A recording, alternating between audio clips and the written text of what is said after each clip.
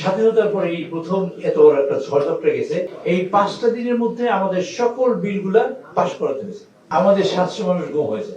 আমরা সেইখানে আইনটাকে হালকা করবো না সিরিয়াস করবো, আপনাদের মানে বিবেকের কাছে আমি ছেড়ে দেবো।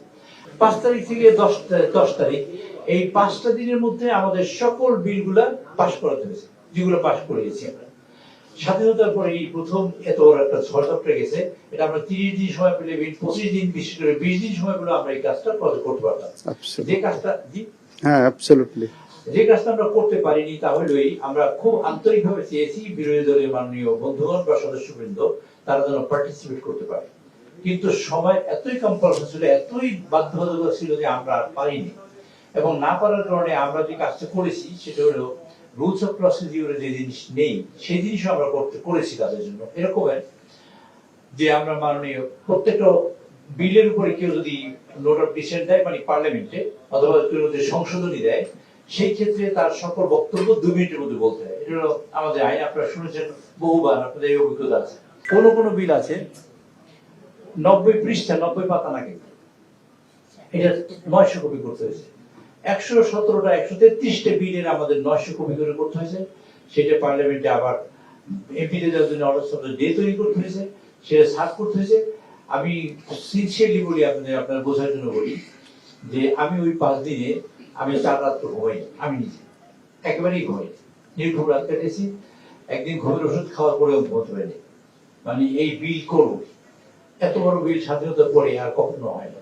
আমরা ইউনিভার্সিটি কনসেনসাসের ভিত্তিতে আমরা যেগুলো পাস করেছি, বাকিগুলো আলোচনা হওয়ার পরে এই বইতেই রিপোর্ট আসছে 2 তারিখে। আমি বলবো এরকম, যদি মাননীয় বিরোধী দলীয় নেতৃবৃন্দ যদি কোনো আপত্তি উত্থাপন করতেন 2 তারিখে বলতেন যে এইগুলো রাখছেন কেন আপনারা, অধিকতর যাচাই বাছাইয়ের জন্য পরবর্তী আমলেনটা আনলেন কেন, রাখলেন বলতে পারতেন, তা বলে নাই। সিদ্ধান্তই আমাদের হয়েছে ইউনিভার্সিটি যে আমরা এগুলো আনবো। আমাদের এই পাশে আজকে স্বরাষ্ট্রমন্ত্রী যিনি বসা, তিনি গুমের একটা অন্যতম বড় শিকার, তিনি নিজেই। আচ্ছা, আমরা ধরুন আপনাদের প্রশ্ন করি, গুমের আইনটাকে আমরা খুব হালকা করে দিলাম, আমাদের মাননীয় আইনমন্ত্রী সেইটা কি গ্রহণ করবেন? আমরা আইনমন্ত্রী ক্ষতি হোক এরকম কিছু চাইবো? ধরেন আরেকজনের ক্ষতি আমরা চাইলাম, অনেক তো চাইবো।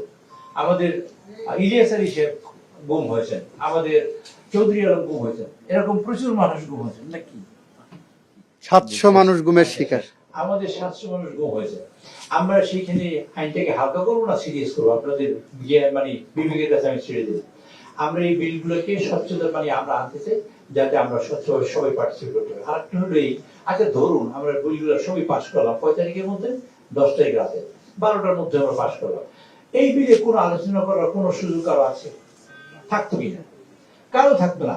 আমরা সুযোগ তৈরি করে দেওয়ার জন্য তাদের এই বিলগুলো পরবর্তীতে আনবো, এবং সবটাই আনবো বলে এখানে লিখিত আছে, এটা আমাদের কমিটমেন্ট। আমরা আনবো এটা পরিষ্কার ভাবে, যাতে আমাদের দেশের উপকার হয়, এই দেশের মানুষের কল্যাণ হয়, এবং আমাদের বিরোধী দলের বন্ধুরা পার্টিসিপেট করতে পারে।